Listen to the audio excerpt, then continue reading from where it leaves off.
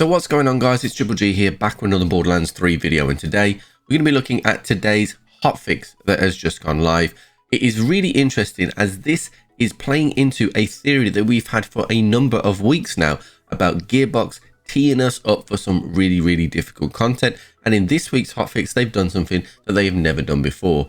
Guys, if you enjoyed this video, please consider subscribing to the channel or join us over on Twitch. We stream 5 times a week, and otherwise let's get straight into this video.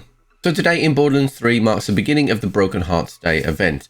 This event is returning last year with new rewards for you to grab. It'll be live on all platforms by 12 PM Pacific time, so it's around about 6 o'clock UK. To apply hotfixes, make sure you've got the hotfixes applied. So this activity will run until the 25th of February. They will be removing the Gear Rush event today. And then let's get to the interesting part, and the really interesting part, and it is the gear adjustments. So the first thing on the list that has been adjusted is the hail. Now the hail is a blue item that you get from Moxie, and that has increased weapon damage. But going back through the notes that I could find, this is the first time that a blue item has been buffed, but interestingly enough, it is a weapon that gives you lifesteal. They have buffed a ton of weapons that give you lifesteal.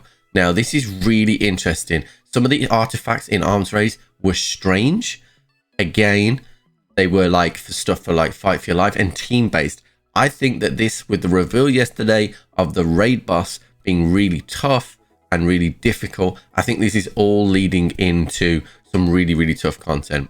The crit is another item that's had some changes. This is another item that comes from Moxie. This time it's a purple item that's been buffed. It also has lifesteal, but its special ability is that it can randomly drop on the floor. This chance has been lowered.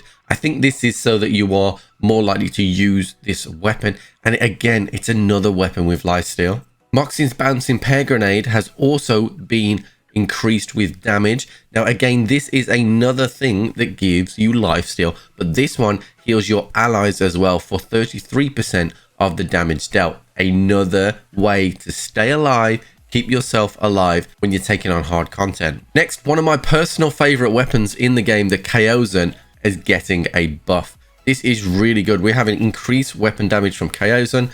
This is a Mayhem 6 exclusive, drops from Captain Tron, and it is one of my favorite weapons in the game. Unfortunately, they did give it a penalty a few months back, but it is good to see this getting the treatment again. This is a very good SMG. Next up, we have the Garcia, which is a really unique and brilliant shotgun from Jacobs. They've updated the weapon to fire correctly in multiplayer. Players will notice that the weapon will now only fire 2 shots before reloading in both solo and co-op, and they've also given it a weapon damage buff, which is exceptional. Next up, we have the Impaler. Now they have increased the damage dealt on the Impaler. This is a melee shield. Now the brief footage we did see of the raid boss, you were surrounded by enemies of Varkid. Now these Varkid primarily do melee attacks, so I feel like this is another way to keep yourself alive while doing the raid boss. Similarly, the Void Rift has increased spike damage and increased black hole singularity damage, pulling those enemies in for quick kills and adds keep yourself alive to give you that health steal. You get the theme now. This is going only one direction.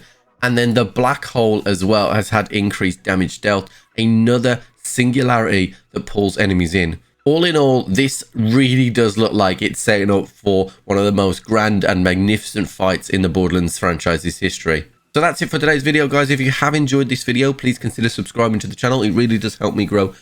Or join us over on Twitch. We stream 5 times a week, and otherwise I'll catch you on the flip.